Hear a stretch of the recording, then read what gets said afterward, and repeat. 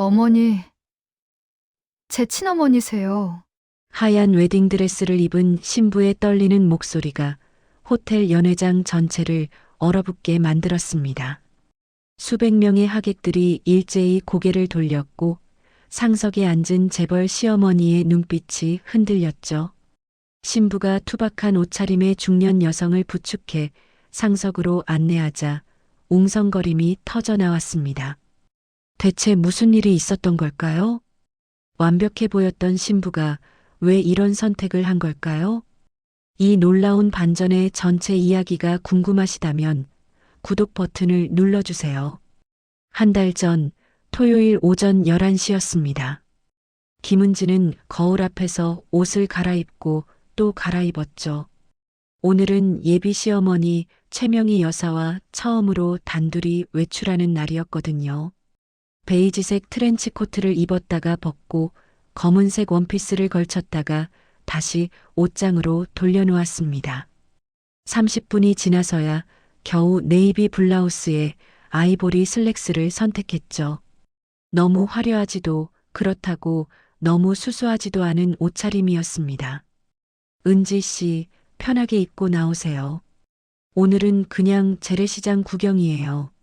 최명희가 전화로 말했을 때 은지의 가슴이 철렁 내려앉았습니다. 재래시장이라니요.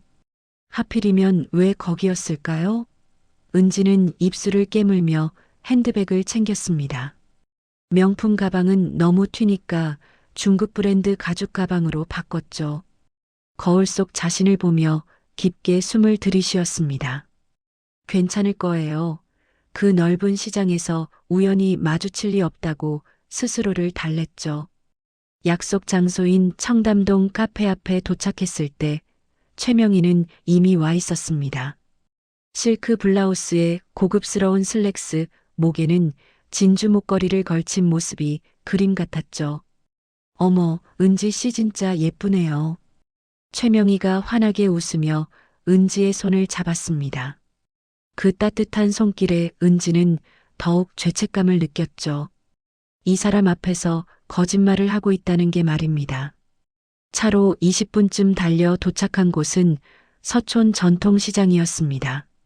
주말이라 사람들로 북적였고 온갖 소리가 뒤섞여 시끄러웠죠. 생선 굽는 냄새, 튀김 냄새, 김치 냄새가 뒤엉켜 코를 찔렀습니다. 여기 인심이 참 후한 곳이에요. 내가 젊었을 때 자주 오던 시장이거든요. 최명희가 익숙한 듯 시장 안으로 걸어 들어갔습니다. 은지는 그 뒤를 따르며 고개를 숙였죠. 시장 바닥을 보며 걷는 게 제일 안전할 것 같았거든요. 은지 씨, 얼굴 좀 들어요. 구경도 하고 걸어야죠. 최명희의 말에 은지는 어색하게 고개를 들었습니다. 그런데 그때였습니다. 불과 10m 앞 채소 가게 앞에 익숙한 뒷모습이 보였죠. 낡은 패딩 점퍼에 고무장갑을 낀 손으로 시금치를 다듬고 있는 여자였습니다. 은지의 심장이 미친 듯이 뛰기 시작했죠. 안 돼, 제발 이쪽을 보지 마. 은지는 재빨리 고개를 돌려 반대편 과일 가게를 쳐다봤습니다. 어머, 저기 상추 싱싱해 보이네요. 최명희가 바로 그 채소 가게를 가리켰습니다. 은지의 온몸에 식은땀이 흘렀죠. 저는 좀 덥네요. 저기 음료수 파는 데서 잠깐 기다릴게요. 은지가 황급히 말했지만 최명희는 이미 채소 가게 쪽으로 걸어가고 있었습니다. 어쩔 수 없이 은지도 따라갈 수밖에 없었죠. 고개를 최대한 숙이고 핸드폰을 꺼내 화면만 뚫어지게 쳐다봤습니다. 아가씨, 이 상추 한 봉지 주세요. 최명희의 목소리가 들렸습니다. 그리고 이어서 들린 대답에 은지의 숨이 멎었죠. 네, 손님. 이거 오늘 아침에 딴 거라 정말 싱싱해요. 그 목소리는 은지가 태어나서 처음 들었던 목소리였습니다. 은지를 재우면서 자장가를 불러주던 목소리였죠. 은지는 고개를 더 숙였습니다. 손에 쥔 핸드폰이 땀으로 미끄러질 정도였죠. 얼마예요? 3,000원입니다. 에이, 2,500원에 주세요. 단골 손님이잖아요. 최명희가 익숙하게 흥정을 했습니다. 은지는 그 대화가 빨리 끝나기만을 간절히 바랐죠. 그런데 바로 그때였습니다. 은지야? 조심스러운 목소리가 은지의 이름을 불렀습니다. 은지의 심장이 터질 것 같았죠. 하지만 은지는 절대 고개를 들지 않았습니다. 못 들은 척 그냥 지나가는 사람인 척 했죠. 은지 씨? 최명희가 은지를 불렀습니다. 네. 아, 네. 뭐 고르셨어요? 은지는 여전히 휴대폰 화면만 보며 대답했습니다. 은지 씨가 좋아할 것 같아서 깻잎도 좀 샀어요. 최명희의 목소리가 평소와 달리 조금 차갑게 들렸습니다. 혹시 눈치챈 걸까요? 은지는 불안감에 온몸이 얼어붙었죠. 고맙습니다, 어머니. 은지는 겨우 미소를 지으며 고개를 들었습니다. 하지만 시선은 여전히 최명희만 향했죠. 채소 가게를 지나쳐 걸어가면서도 은지는 뒤를 돌아보지 않았습니다. 귀 뒤에서 누군가의 시선이 느껴졌지만 절대 확인하지 않았죠. 그냥 모르는 사람이 지나간 거예요. 그렇게 스스로에게 되뇌며 최명희 옆을 걸었습니다. 그런데 최명희는 한동안 아무 말도 하지 않았습니다. 그저 묵묵히 시장 안을 걸을 뿐이었죠. 은지 씨, 부모님은 뭐 하시는 분들이에요? 갑작스러운 질문에 은지는 움찔했습니다. 준비해둔 대답을 꺼냈죠. 아버지는 일찍 돌아가셨고 어머니는 학원 운영하세요. 거짓말이 입에서 술술 나왔습니다. 이미 여러 번 연습한 대사였거든요. 그래요? 어머니 한번 뵙고 싶네요. 최명희의 눈빛이 은지를 꿰뚫어 보는 것 같았습니다. 은지는 억지 미소를 지으며 대답했죠. 네, 조만간 모시고 인사드릴게요. 하지만 은지는 알고 있었습니다. 그 약속을 지킬 수 없다는 걸 말이죠. 시장을 나서면서 은지는 뒤를 한 번도 돌아보지 않았습니다. 하지만 최명희는 달랐습니다. 차에 타기 직전 최명희는 분명히 시장 쪽을 한참 바라봤죠. 그 날카로운 눈빛 속에 무엇이 담겨 있었는지 은지는 알 수 없었습니다. 시장에서 돌아온 후 은지는 며칠 동안 제대로 잠을 이루지 못했습니다. 월요일 아침 8시 대기업 사무실에 출근했을 때도 그날의 장면이 머릿속에서 떠나지 않았죠. 책상 앞에 앉아 모니터를 켰지만 화면에는 어머니의 얼굴이 어른거렸습니다. 30년을 함께 살았던 얼굴이었죠.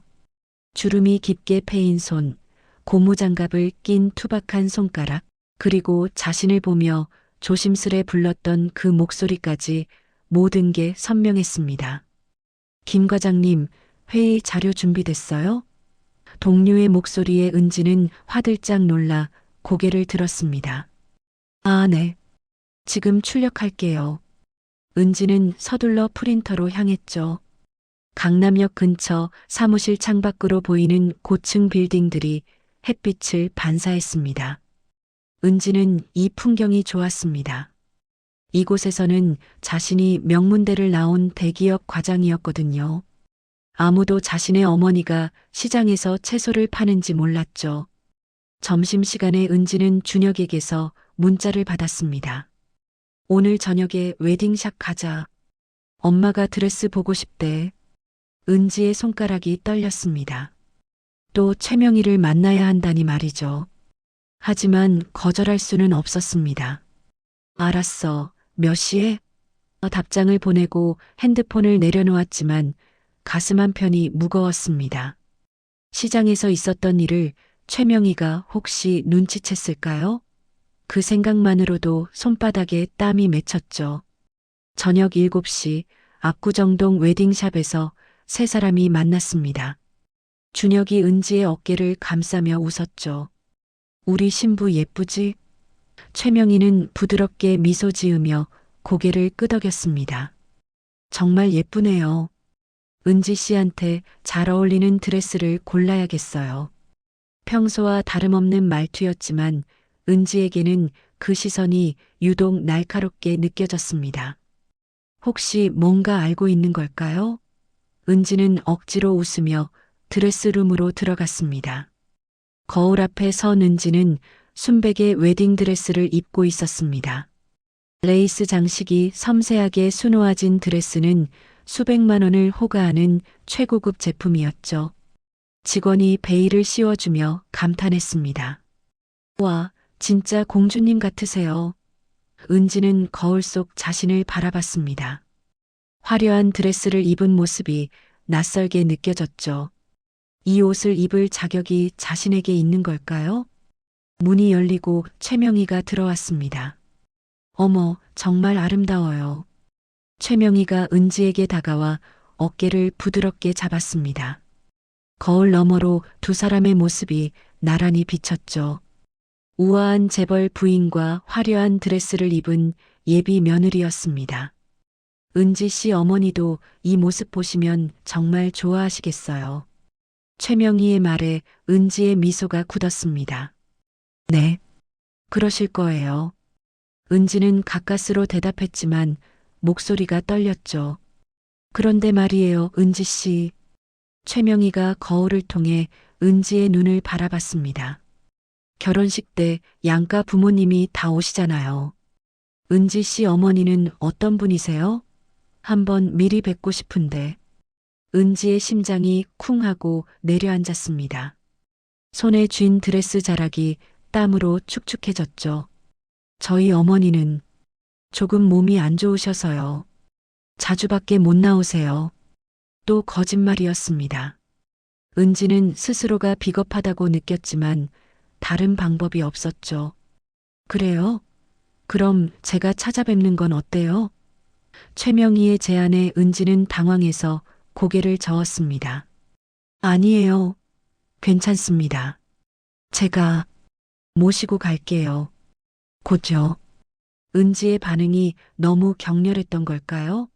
최명희는 잠시 은지를 바라보다가 조용히 미소 지었습니다. 알았어요. 은지 씨가 편한 대로 하세요. 하지만 그 미소 뒤에 무언가가 숨어 있는 것 같았습니다. 은지는 불안감을 떨쳐버릴 수가 없었죠. 드레스를 벗고 나오자 준혁이 기다리고 있었습니다.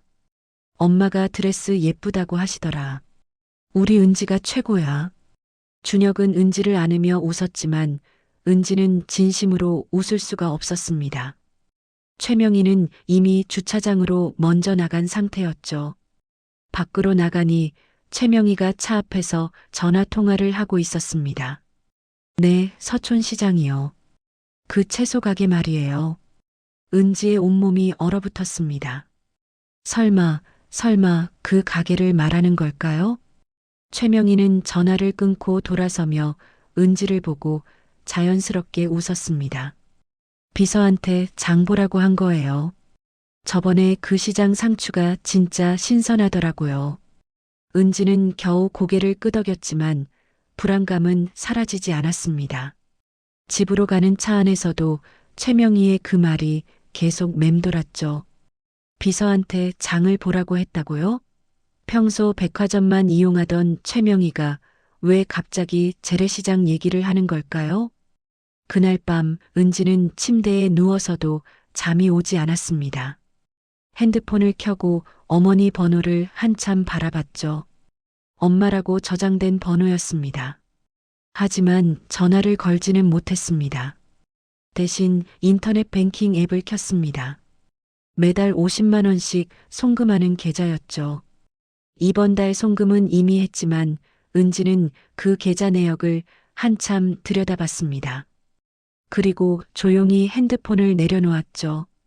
다음 날 아침 출근길 지하철에서 은지는 문득 창밖을 봤습니다. 지하철이 잠깐 지상으로 올라오는 구간이었죠.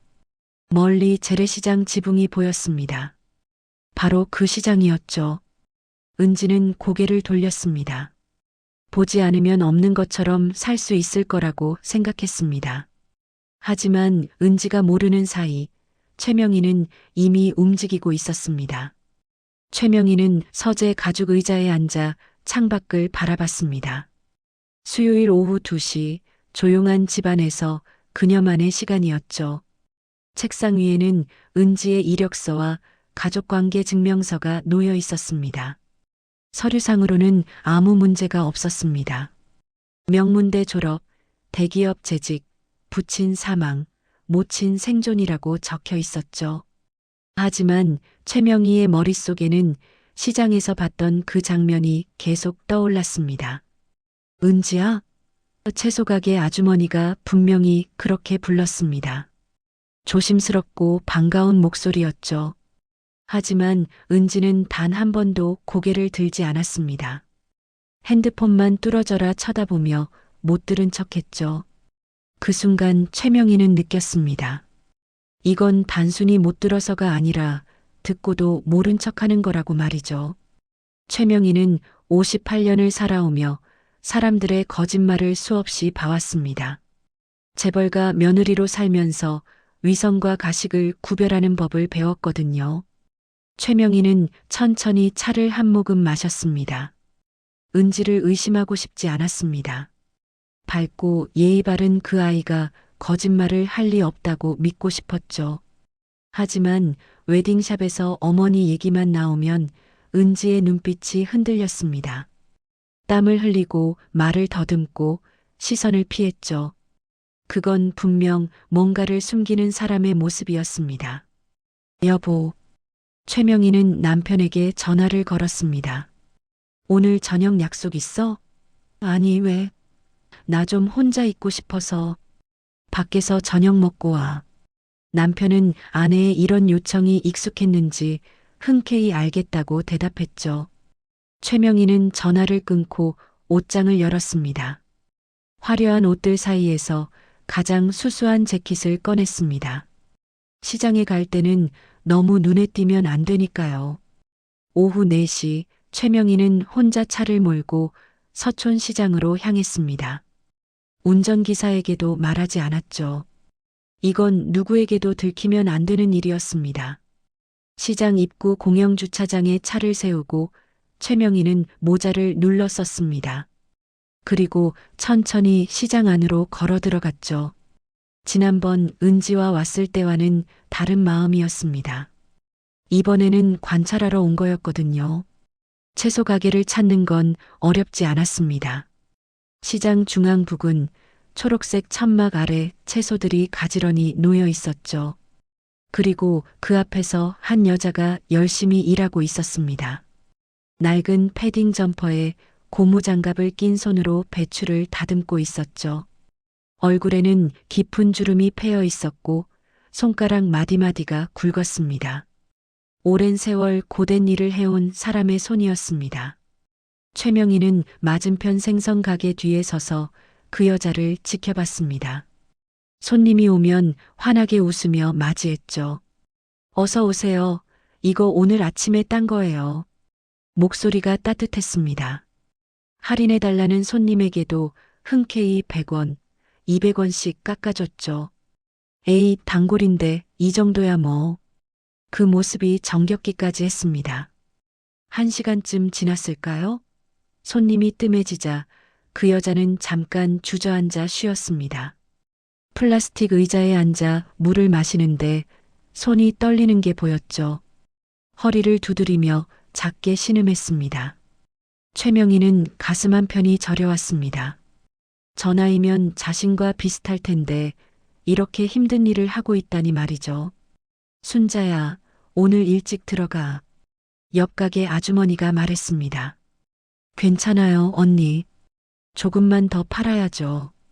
순자라는 이름이었습니다. 박순자였죠.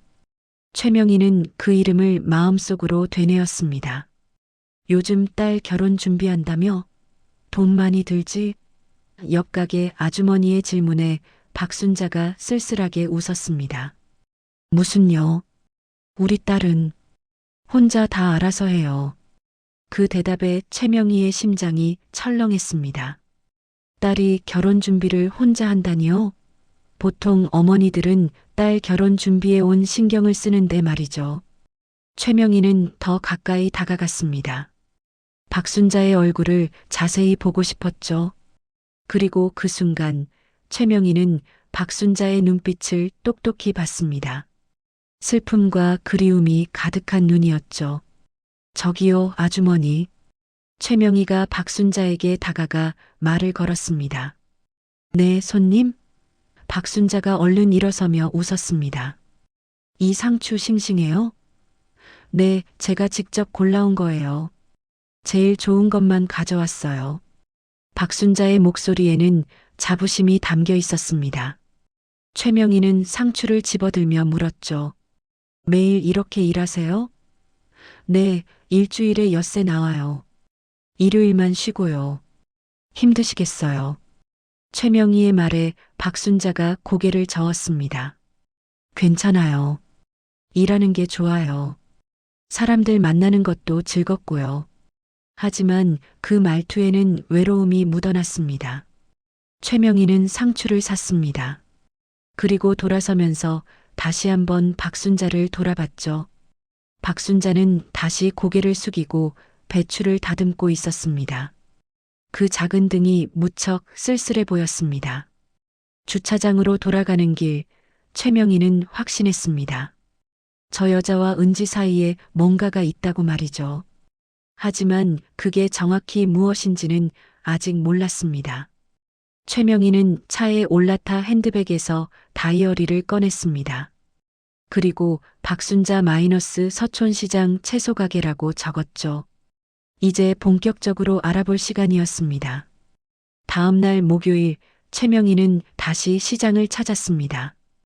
이번에는 더 일찍 오전 9시쯤 도착했죠. 시장 상인들이 가게 문을 열고 물건을 정리하는 시간이었습니다. 최명희는 멀찍이 떨어진 곳에서 박순자의 가게를 지켜봤습니다. 모자를 깊이 눌러쓰고 선글라스까지 끼었죠. 누가 봐도 수상한 차림이었지만 바쁜 시장 사람들은 신경 쓰지 않았습니다. 박순자는 새벽같이 나온 모양이었습니다. 이미 채소들이 가지런히 진열되어 있었거든요. 상추, 깻잎, 시금치, 배추까지 종류별로 정리되어 있었죠. 박순자는 플라스틱 대야에 물을 받아와 채소에 뿌렸습니다. 신선해 보이게 하려는 거였죠. 그 손놀림이 능숙했습니다. 적어도 몇 년은 이 일을 해온 사람의 손길이었습니다. 순자 씨, 오늘도 일찍 나왔네? 옆 가게 아저씨가 인사를 건넸습니다. 네, 형님. 요즘 채소가 잘 나가서 일찍 나와야 해요. 박순자가 환하게 웃으며 대답했죠. 하지만 최명희는 알아챘습니다. 그 웃음 뒤에 숨은 피로를 말이죠. 박순자의 눈가에는 다크서클이 짙었고 걸음걸이도 조금 불편해 보였습니다. 오전 10시쯤 트럭 한 대가 시장 앞에 섰습니다. 채소를 실어 온 차였죠. 박순자는 얼른 나가서 채소 상자들을 받았습니다. 한 상자에 최소 10kg은 되어 보이는 무거운 짐이었습니다. 박순자는 그 상자를 들어 올려 가게 안으로 옮겼죠. 한 번, 두 번, 세 번. 최명희는 숨을 죽이고 지켜봤습니다.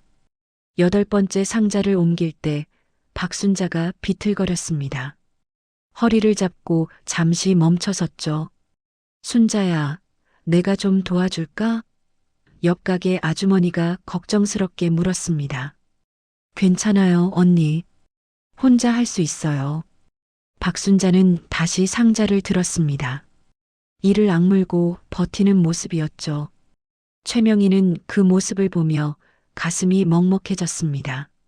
저 나이에 저런 힘든 일을 왜 하고 있는 걸까요? 점심시간이 되자 박순자는 가게 뒤편에 앉아 김밥을 꺼냈습니다. 비닐봉지에 싸온 김밥이었죠. 마트에서 파는 싸구려 김밥이 아니라 집에서 직접 만든 것 같았습니다. 하지만 그걸 먹는 박순자의 얼굴에는 즐거움이 없었습니다.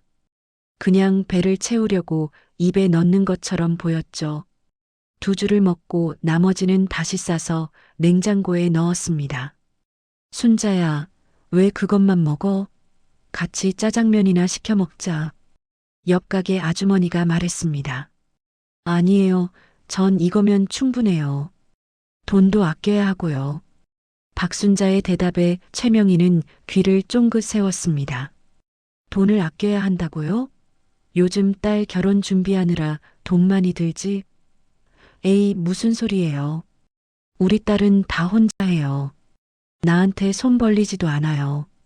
박순자의 목소리에 자부심과 서러움이 동시에 담겨 있었습니다. 최명희는 그 복잡한 감정을 느꼈죠. 딸이 돈을 안 받는 게 자랑스러우면서도 한편으로는 도와주지 못하는 게 미안한 거였습니다. 그래도 엄마인데 뭐라도 해줘야지. 옆 가게 아주머니의 말에 박순자가 고개를 저었습니다. 괜찮아요. 제가 해줄 수 있는 게 별로 없어요. 오후 4시 손님이 뜸해지자 박순자는 가게 앞을 쓸었습니다.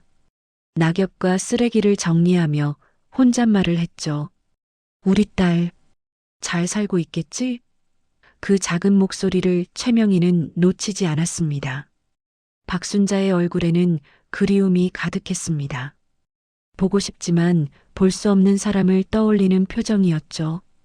오후 6시 박순자는 가게 문을 닫기 시작했습니다. 남은 채소를 정리하고 비닐을 덮고 진열대를 치웠죠. 모든 걸 혼자 했습니다. 최명희는 박순자가 시장을 나설 때까지 지켜봤습니다. 박순자는 낡은 크로스백 하나만 메고 버스 정류장으로 걸어갔죠. 허리를 약간 구부린 채 느리게 걷는 모습이 애처로웠습니다. 최명희는 조심스럽게 박순자를 따라갔습니다. 박순자는 마을버스를 탔고 최명희는 택시를 불러 뒤를 쫓았죠. 버스는 30분쯤 달려 낡은 주택가에 섰습니다. 박순자가 내린 곳은 재개발을 앞둔 오래된 동네였죠. 담벼락은 금이 가 있었고 집들은 낡아서 페인트가 벗겨져 있었습니다. 박순자는 좁은 골목길을 걸어 들어갔습니다. 최명희는 멀찍이서 따라갔죠. 박순자가 멈춰선 곳은 3층짜리 다세대 주택이었습니다. 외벽은 시멘트가 드러나 있었고 계단은 녹이 슬어 있었죠. 박순자는 2층으로 올라가 문을 열고 들어갔습니다. 불이 켜지자 창문 너머로 작은 방 안이 보였습니다. 최명희는 숨을 죽이고 그 창문을 바라봤습니다. 방 안에는 가구가 거의 없었습니다. 작은 식탁 하나, 낡은 냉장고 하나, 그리고 벽에 붙은 무언가가 보였죠. 하지만 너무 멀어서 자세히는 보이지 않았습니다. 최명희는 더 가까이 가고 싶었지만 들킬까봐 망설였습니다. 박순자는 방 안에서 외투를 벗었습니다. 그리고 바닥에 주저앉아 한참을 움직이지 않았죠. 피곤에 지친 사람의 모습이었습니다. 최명희는 가슴이 저려왔습니다. 저 사람은 대체 무엇 때문에 저렇게 힘들게 사는 걸까요? 최명희는 천천히 돌아섰습니다. 오늘은 여기까지만 보기로 했죠. 하지만 한 가지는 확실해졌습니다. 박순자와 은지 사이에는 분명 특별한 관계가 있다는 것, 그리고 그 관계 속에는 깊은 상처와 슬픔이 숨어 있다는 것을 말이죠. 다음 날 최명희는 더 확실한 증거를 찾기 위해 움직이기로 했습니다. 금요일 오전 10시 최명희는 다시 그 낡은 다세대 주택 앞에 서 있었습니다. 어제 박순자가 들어간 바로 그 건물이었죠. 최명희는 한참을 망설이다가 계단을 올라갔습니다. 2층 왼쪽 문 앞에 섰을 때 손이 떨렸습니다. 초인종을 누를까 말까 고민하던 그때였죠. 누구세요? 복도 끝에서 할머니 한 분이 나오며 물었습니다. 저기, 이 집에 사시는 분 계신가요? 최명희가 조심스럽게 물었습니다. 아, 순자 씨요? 지금 시장 나갔어요. 저녁 때나 들어올 거예요. 할머니가 친절하게 대답했죠. 그럼 제가 좀 기다려도 될까요? 그러세요. 근데 순자 씨 친구분이세요? 할머니가 호기심 어린 눈으로 물었습니다. 최명희는 잠깐 망설이다 고개를 끄덕였습니다. 네, 오랜 친구예요. 할머니는 흔쾌히 자기 집으로 최명희를 안내했습니다. 여기서 좀 쉬세요. 차라도 한 잔 드릴게요. 할머니의 방은 깔끔했습니다. 최명희는 따뜻한 녹차를 받아들고 조심스럽게 물었죠. 저기, 순자 씨가 여기 산지 오래됐나요? 한 10년쯤 됐나? 딸 대학 보내고 나서 혼자 이사 왔어요. 할머니의 대답에 최명희의 심장이 뛰었습니다. 딸이 있어요? 그럼요. 잘난 딸 하나 있어요. 명문대 나와서 대기업 다닌대요. 순자가 얼마나 자랑하는지 몰라요. 할머니가 웃으며 말했습니다. 근데 요즘은 딸이 안 오더라고요. 결혼 준비한다던데. 최명희는 차를 마시는 손이 떨렸습니다. 명문대, 대기업, 은지였습니다. 틀림없었죠. 순자 씨가 혼자 사세요? 네, 남편은 일찍 돌아가셨대요. 딸 어릴 때요. 할머니가 안타까운 표정을 지었습니다. 그때부터 혼자서 딸 키웠어요. 얼마나 고생했는지 몰라요. 시장에서 일하고 청소도 하고 밤에는 식당 설거지까지 했대요. 최명희는 숨을 멈췄습니다. 3가지 일을 동시에 했다고요? 딸 대학 등록금이 한 학기에 400만 원 넘었다던데 그걸 다 혼자 벌었어요. 대단한 사람이죠. 할머니의 말에 최명희는 가슴이 먹먹해졌습니다. 400만 원이면 1년에 800만 원이었습니다. 4년이면 3,200만 원이죠. 시장에서 채소 팔아서 그 돈을 다 벌었다는 게 믿기지 않았습니다. 1시간쯤 지났을 때 복도에서 발소리가 들렸습니다. 최명희는 얼른 일어났죠. 제가 나가볼게요.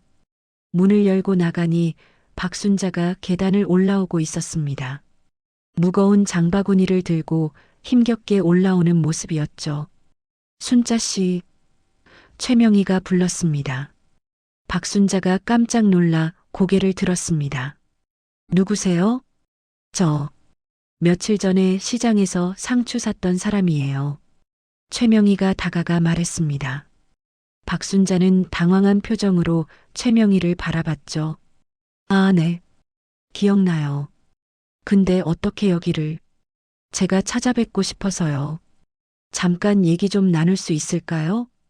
최명희의 진지한 태도에 박순자는 망설이다가 고개를 끄덕였습니다. 박순자가 문을 열었습니다. 방 안은 정말 좁았습니다. 서너 평 남짓한 원룸이었죠. 작은 싱크대 하나, 낡은 냉장고 하나, 접이식 식탁 하나가 전부였습니다. 바닥에는 얇은 이불이 접혀 있었고요. 최명희는 숨이 막혔습니다. 이렇게 좁은 곳에서 산다고요? 하지만 최명희의 눈을 사로잡은 건 벽이었습니다. 방 한쪽 벽 전체가 액자와 사진으로 뒤덮여 있었거든요. 최명희는 천천히 그쪽으로 걸어갔습니다. 그리고 벽에 걸린 것들을 하나하나 보기 시작했죠. 초등학교 상장, 중학교 전교 1등 상장, 고등학교 모범상, 대학교 수석 입학 증서, 모두 김은지의 이름이 적혀 있었습니다. 사진도 가득했습니다. 교복 입은 어린 은지, 학사모를 쓴 은지, 회사 입사 첫날의 은지까지 말이죠. 각 사진마다 날짜와 메모가 적혀 있었습니다. 우리 딸 첫 등교, 대학 합격한 날, 회사 입사한 날. 모두 박순자의 손글씨였죠. 최명희는 가슴이 무너져 내리는 것 같았습니다. 제 자랑이에요. 박순자가 조용히 말했습니다. 딸이 이렇게 훌륭하게 컸어요. 다 혼자 힘으로요. 박순자의 목소리에는 자부심이 가득했습니다. 최명희는 박순자를 돌아봤죠. 순자 씨, 딸분이 김은지 씨 맞죠? 최명희의 질문에 박순자의 얼굴이 창백해졌습니다. 어떻게? 전 최명희예요. 은지 씨 예비 시어머니입니다. 최명희의 말에 박순자가 비틀거렸습니다. 벽에 기대서야 겨우 몸을 가누었죠. 아, 아니, 그럼. 박순자의 눈에 눈물이 고였습니다. 죄송합니다. 제가 부끄러운 엄마라서요. 박순자의 목소리가 떨렸습니다. 최명희는 박순자에게 다가가 손을 잡았습니다. 무슨 말씀이세요? 부끄럽다니요. 은지가 저를 숨기고 싶어 해요. 결혼식에도 안 오라고 했어요. 박순자가 울먹였습니다.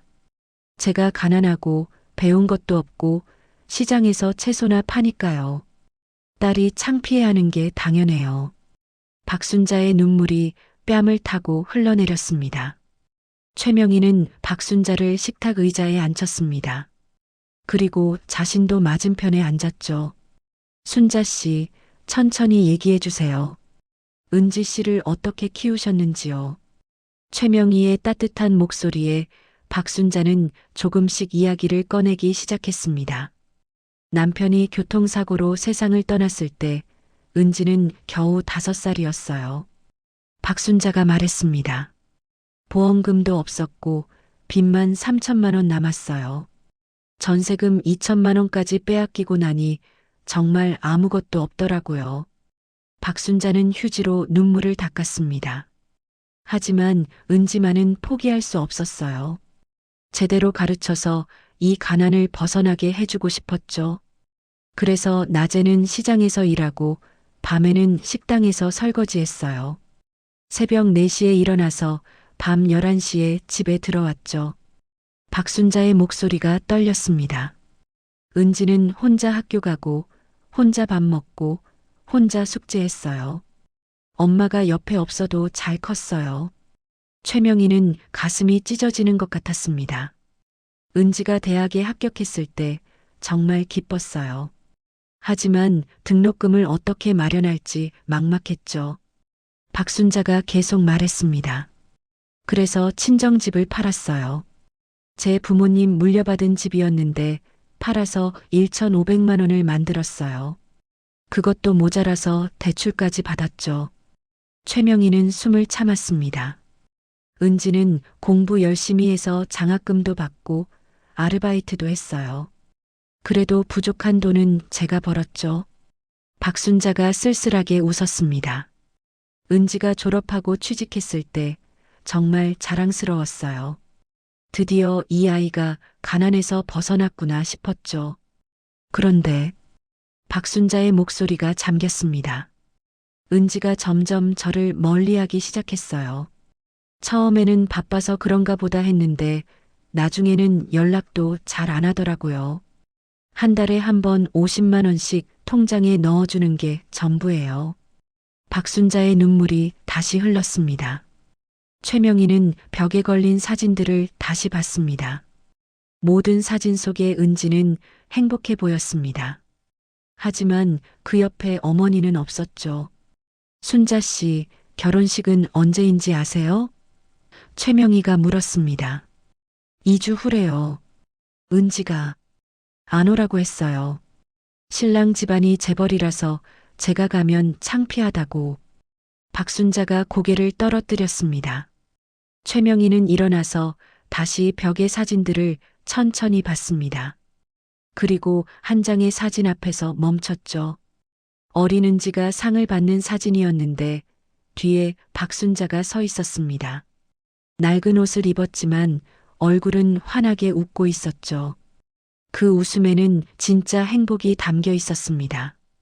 최명희는 그 사진을 한참 바라보다가 박순자에게 물었습니다. 순자 씨, 혹시 저를 어디서 본 적 없으세요? 박순자가 고개를 들어 최명희를 봤습니다. 그리고 눈을 크게 떴죠. 박순자는 최명희의 얼굴을 한참 들여다봤습니다. 그리고 조심스럽게 물었죠. 혹시 강 사장님 부인 되시나요? 최명희가 깜짝 놀라 박순자를 쳐다봤습니다. 어떻게 저를 아세요? 박순자의 손이 떨렸습니다. 그럼 정말 그분이세요? 박순자는 방 안작은 서랍을 열었습니다.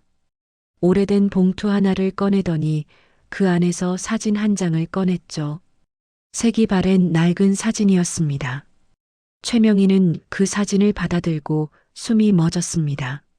사진 속에는 젊은 시절의 자신과 남편, 그리고 어린 준혁이 있었죠. 그리고 옆에 젊은 박순자가 서 있었습니다. 이게 언제 사진이죠? 최명희의 목소리가 떨렸습니다. 25년 전이에요. 부인께서 교통사고 나셨을 때요. 박순자의 말에 최명희는 그날이 떠올랐습니다. 한겨울 폭설이 내리던 날이었죠. 최명희는 아들 준혁과 함께 차를 타고 가던 중 미끄러운 길에서 사고를 당했습니다. 길가에 쓰러져 계실 때 제가 발견했어요. 박순자가 말을 이었습니다. 차들이 그냥 지나가더라고요. 눈도 많이 오고 밤도 늦었으니까요. 하지만 전 그냥 지나칠 수가 없었어요. 박순자의 눈에 그날의 기억이 떠올랐죠. 부인께서 아드님을 품에 안고 계셨어요. 의식을 잃으셨는데도 아이만은 꼭 안고 계시더라고요. 최명희는 그날을 선명히 기억했습니다.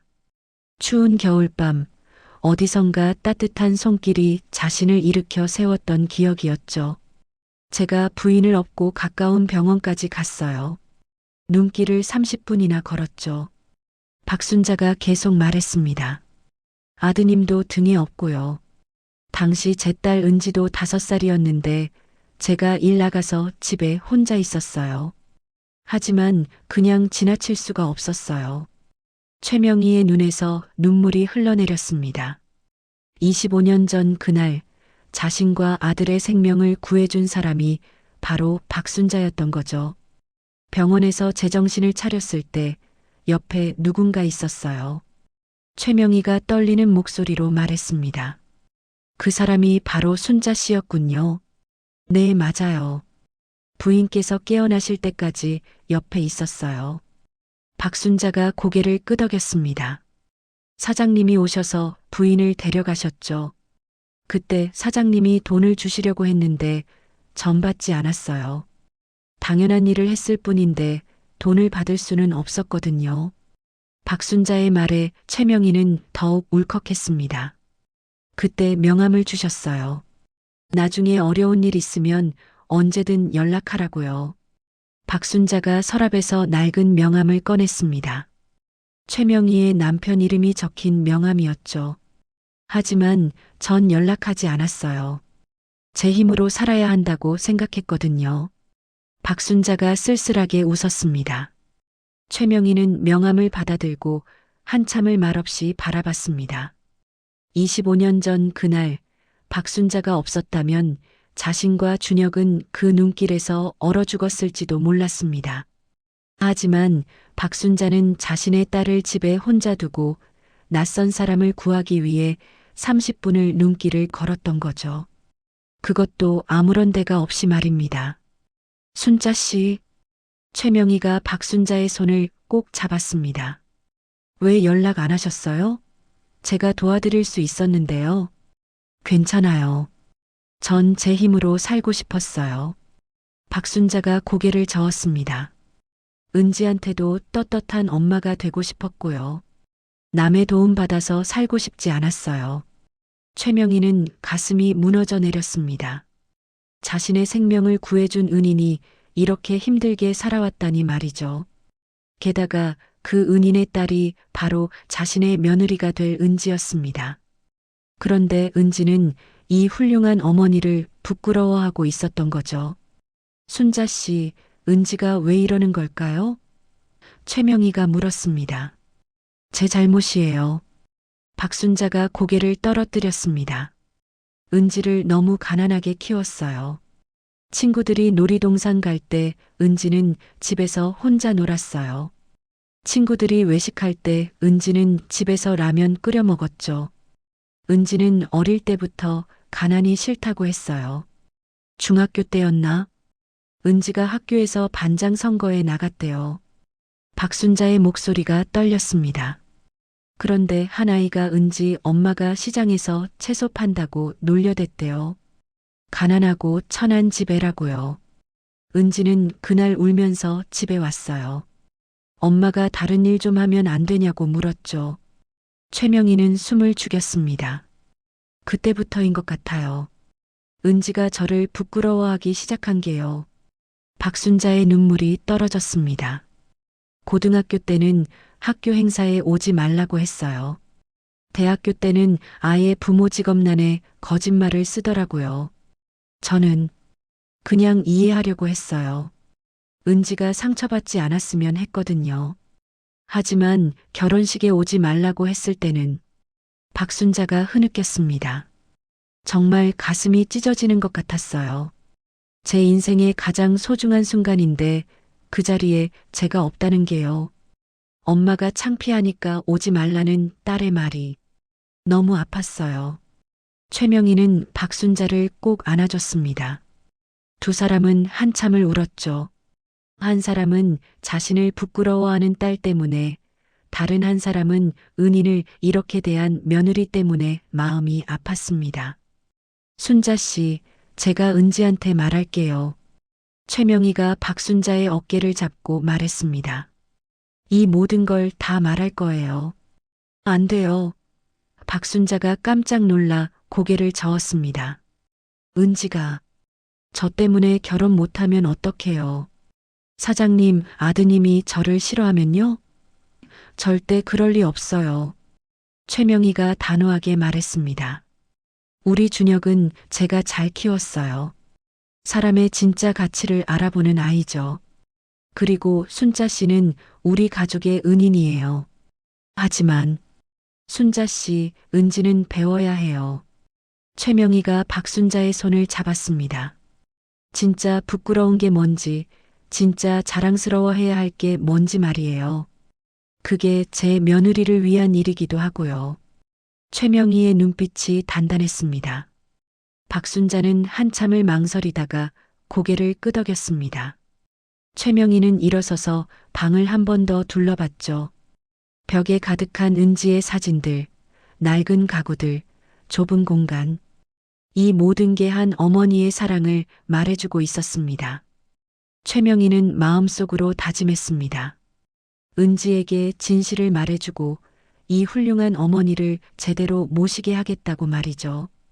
순자 씨, 결혼식 때 꼭 오셔야 해요.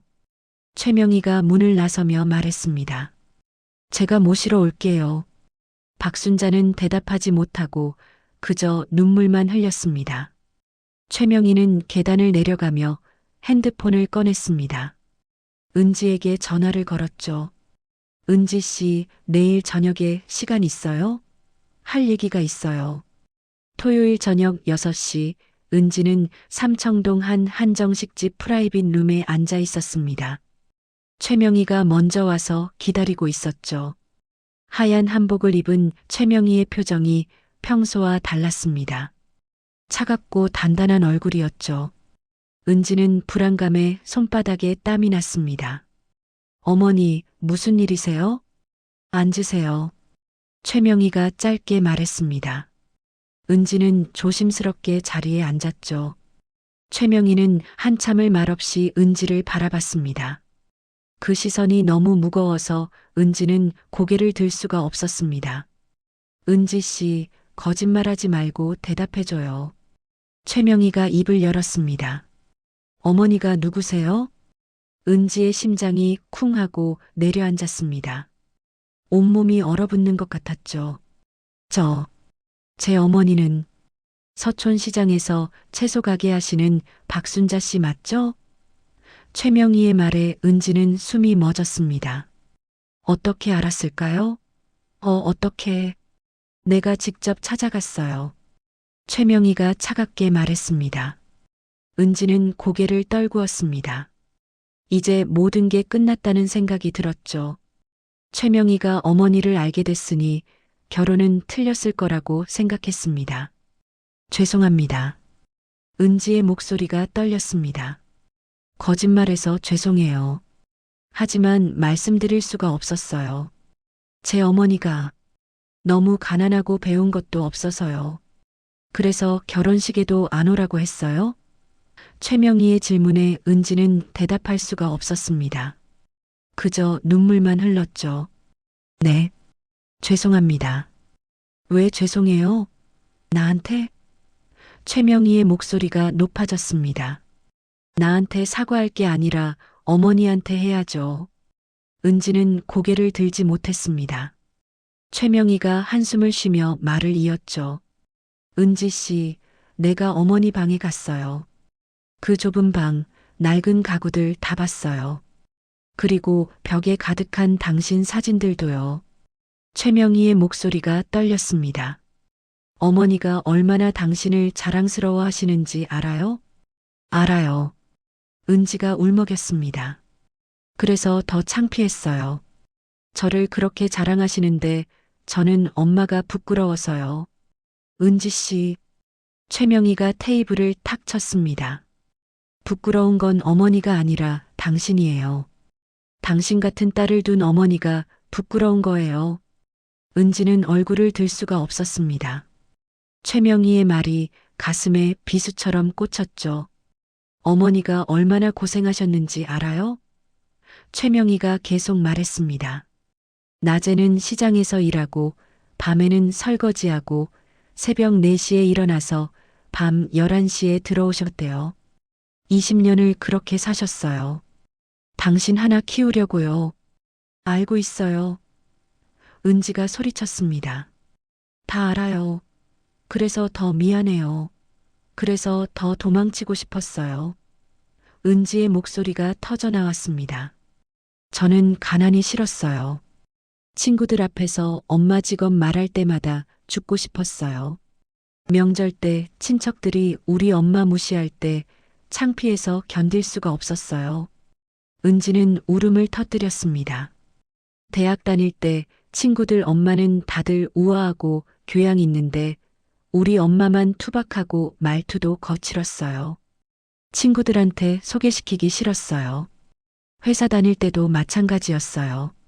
동료들 부모님은 다들 의사, 변호사, 사업가인데 우리 엄마만 시장 상인이었어요. 최명희는 조용히 은지를 바라봤습니다. 다 말했어요?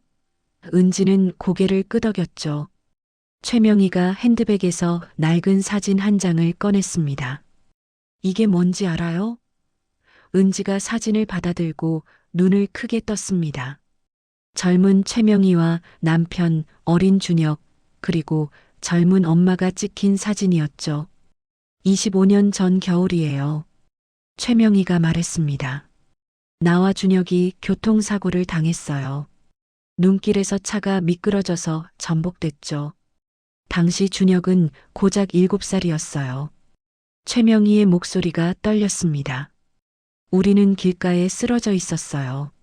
차들이 그냥 지나갔어요. 추운 밤이었고 눈이 많이 왔거든요. 그런데 한 사람이 멈췄어요. 최명희가 은지를 똑바로 봤습니다. 바로 당신 어머니예요. 박순자 씨가 나를 업고 30분을 눈길을 걸어서 병원까지 갔어요. 준혁도 함께요. 당시 당신도 5살이었대요. 집에 혼자 있었는데 어머니는 날 버릴 수가 없었던 거예요. 은지의 손이 떨렸습니다. 사진이 바닥에 떨어졌죠. 어머니가 없었으면 나와 준혁은 그날 밤 얼어 죽었을 거예요. 최명희가 말했습니다. 당신 어머니는 우리 가족의 생명의 은인이에요. 그런데 그 은인의 딸이 어머니를 부끄러워한다고요? 은지는 완전히 무너졌습니다. 바닥에 주저앉아 소리내어 울었죠. 몰랐어요. 몰랐어요. 몰랐다고 해서 용서가 되는 게 아니에요. 최명희가 단호하게 말했습니다. 은지 씨, 진짜 품격은 돈이나 지위에서 나오는 게 아니에요. 어떻게 사느냐, 누굴 위해 희생하느냐에서 나오는 거예요. 어머니는 자기 인생 전부를 당신한테 바쳤어요. 최명희가 계속 말했습니다. 친정집도 팔고 재혼도 포기하고 몸 망가지는 줄 알면서도 일했어요. 오직 당신 하나 잘 키우려고요. 그런 어머니가 부끄럽다고요? 그럼 내가 물어볼게요. 당신은 누군가를 위해 그렇게 희생해 본 적 있어요? 은지는 대답할 수 없었습니다. 없었습니다. 단 한 번도 없었죠. 은지는 항상 받기만 했습니다. 어머니의 사랑을, 희생을, 돈을 받기만 했던 거죠. 그리고 그걸 당연하게 여기면서 어머니를 부끄러워했습니다. 죄송해요. 죄송해요.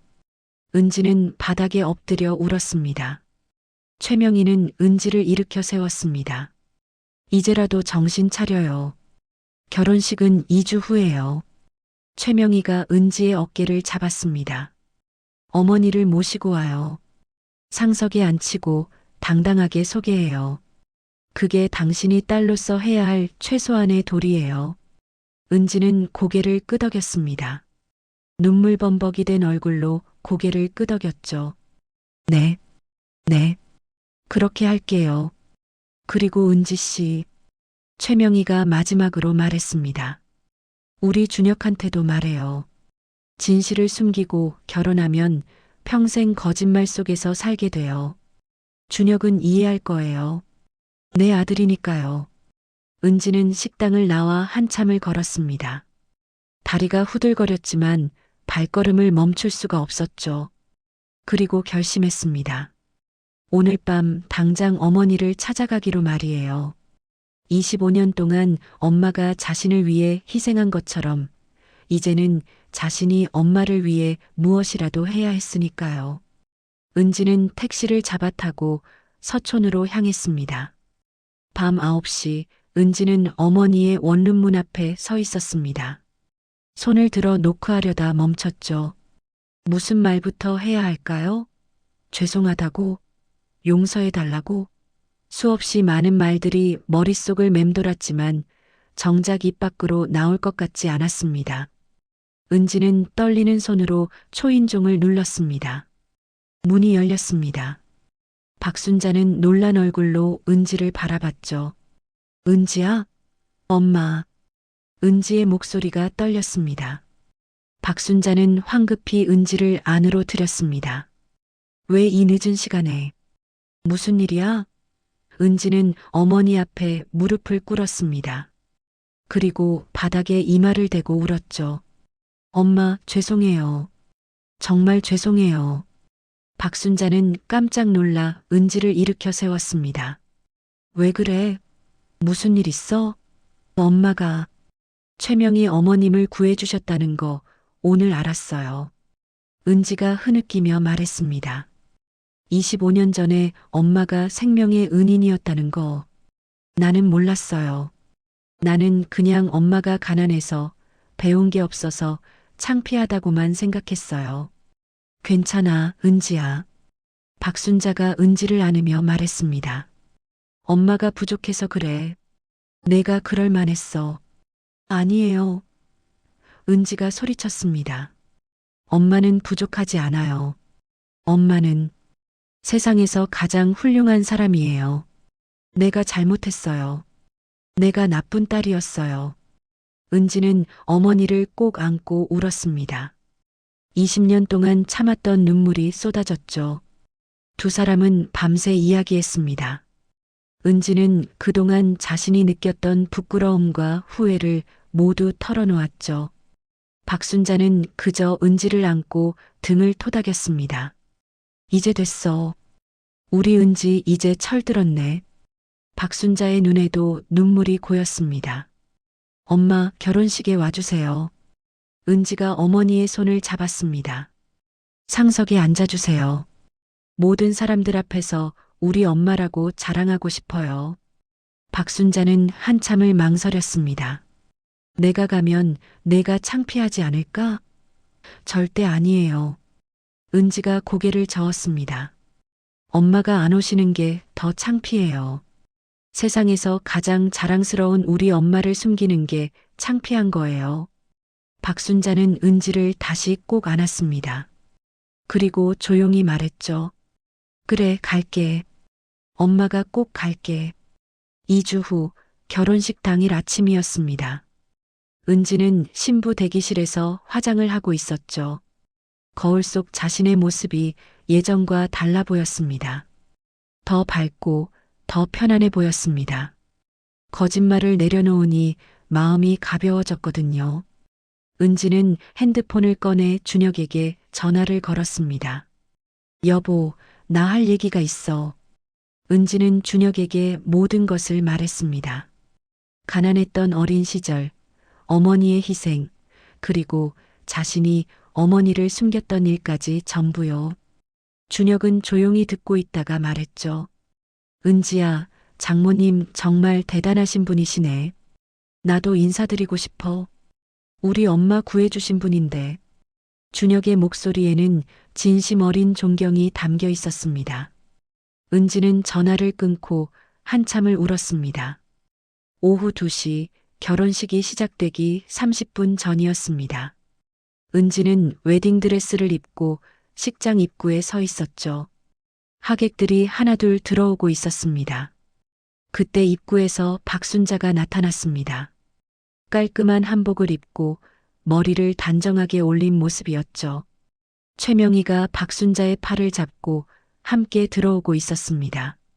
은지는 달려가 어머니를 안았습니다. 엄마 와주셔서 감사해요. 우리 딸 정말 예쁘다. 박순자가 은지의 볼을 쓰다듬었습니다. 눈가에 눈물이 고였지만 웃고 있었죠. 최명희가 미소 지으며 말했습니다. 어머님, 제가 안내해 드릴게요. 최명희는 박순자를 상석으로 안내했습니다.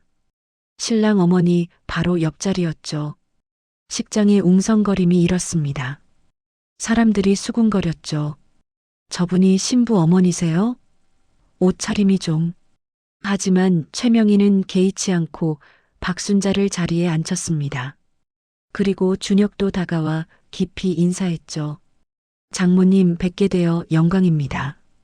어머니 생명 구해주셔서 감사합니다. 준혁의 진심 어린 인사에 박순자는 당황하며 손을 흔들었습니다. 식이 시작되고 은지와 준혁이 입장했습니다. 행진곡이 울려 퍼지고 하객들이 박수를 쳤죠. 주례 선생님의 말씀이 끝나고 신랑 신부의 인사 시간이 왔습니다. 보통은 짧은 인사말로 끝내는 순서였죠. 하지만 은지는 마이크를 잡고 깊게 숨을 들이쉬었습니다. 오늘 이 자리에 오신 모든 분들께 감사드립니다. 은지가 말했습니다. 그리고 한 분께 특별히 감사의 말씀을 드리고 싶습니다. 은지는 상석의 박순자를 바라봤습니다. 저기 계신 분은 제 어머니 박순자님이십니다. 식장이 조용해졌습니다. 어머니는 제가 5살 때 홀로 되셨습니다. 그때부터 25년 동안 저 하나만 보고 사셨죠. 은지의 목소리가 떨렸습니다. 새벽 4시에 일어나 밤 11시에 집에 오시면서 3가지 일을 동시에 하시며 저를 키우셨습니다. 친정집도 팔고 재혼도 포기하시면서 제 등록금을 마련해 주셨습니다. 은지의 눈에서 눈물이 흘러내렸습니다. 하지만 저는 그런 어머니가 부끄러웠습니다. 가난한 게 창피하고 시장에서 일하시는 게 창피했습니다. 그래서 어머니를 숨겼습니다.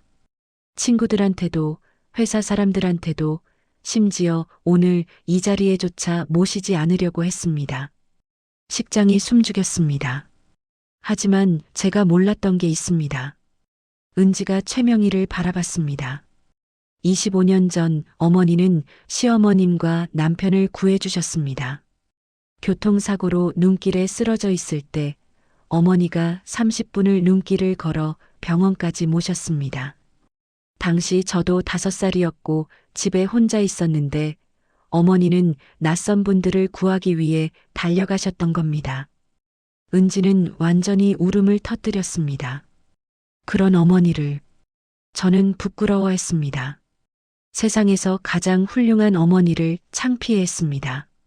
저는 정말 나쁜 딸이었습니다. 은지는 상석으로 걸어가 박순자 앞에 무릎을 꿇었습니다. 어머니, 죄송합니다. 그리고 사랑합니다. 이제부터는 제가 어머니를 자랑하며 살겠습니다. 박순자는 은지를 일으켜 세우며 꼭 안았습니다. 두 사람은 한참을 울었죠. 식장 곳곳에서 훌쩍이는 소리가 들렸습니다. 최명희도 준혁도 하객들도 모두 눈물을 흘렸습니다. 준혁이 다가와 박순자께 깊이 절했습니다. 어머님, 제 어머니를 살려주셔서 감사합니다. 평생 효도하겠습니다. 식이 끝나고 사진 촬영 시간이었습니다. 은지는 박순자를 가운데 모셨습니다. 양쪽에 최명희와 준혁 아버지가 섰고 은지와 준혁이 앞에 섰죠. 사진사가 말했습니다. 자, 웃으세요. 박순자는 평생 지어본 것 중 가장 환한 미소를 지었습니다. 은지도 준혁도 최명희도 모두 행복한 미소를 지었죠. 피로 연장에서 박순자는 시장 친구들에게 둘러싸였습니다. 친구들이 찾아와 축하해줬거든요. 순자야, 내 딸 정말 효녀구나. 저렇게 공개적으로 너를 자랑하다니. 박순자는 고개를 끄덕이며 웃었습니다. 네, 우리 딸 이제 철들었어요. 그 웃음 속에는 25년의 그리움과 외로움이 모두 녹아들어 있었습니다. 저녁 은지는 어머니의 손을 잡고 말했습니다. 엄마, 이제 저희 집에서 같이 살아요. 넓은 집 구할게요. 하지만 박순자는 고개를 저었습니다. 괜찮아. 엄마는 시장 일이 좋아. 거기 친구들도 있고. 은지는 아쉬워했지만 어머니의 뜻을 존중했죠. 그럼 매주 찾아뵐게요. 그리고 힘든 일은 그만하시고 제가 도와드릴게요. 우리 은지가 이렇게 컸네. 박순자가 은지의 머리를 쓰다듬었습니다. 엄마는 이제 아무 걱정 없어. 내가 좋은 사람 만났고 행복하니까. 최명희가 다가와 박순자의 어깨를 잡았습니다. 어머님, 이제 우리가 가족이에요. 자주 뵙고 싶습니다. 박순자는 감격해서 고개를 숙였습니다. 그날 밤 은지는 신혼집 창가에 서서 밤하늘을 바라봤습니다. 준혁이 뒤에서 은지를 안았죠. 은지야, 장모님 정말 대단하신 분이야. 응, 나도 이제 알았어. 은지가 준혁의 손을 잡았습니다. 나도 엄마처럼 살고 싶어. 누군가를 진심으로 사랑하고 희생할 줄 아는 사람이 되고 싶어. 멀리 서촌시장 방향에서 불빛이 반짝였습니다. 어쩌면 어머니의 작은 방에서 나오는 불빛일지도 몰랐죠. 은지는 그쪽을 바라보며 조용히 말했습니다. 엄마 사랑해요. 그리고 정말 자랑스러워요. 진정한 품격은 얼마나 가졌느냐가 아니라 누군가를 위해 얼마나 내어줄 수 있느냐에서 나오는 것이었습니다. 은지는 이제야 그것을 깨달았습니다. 그리고 평생 그렇게 살기로 다짐했죠. 어머니처럼 말입니다.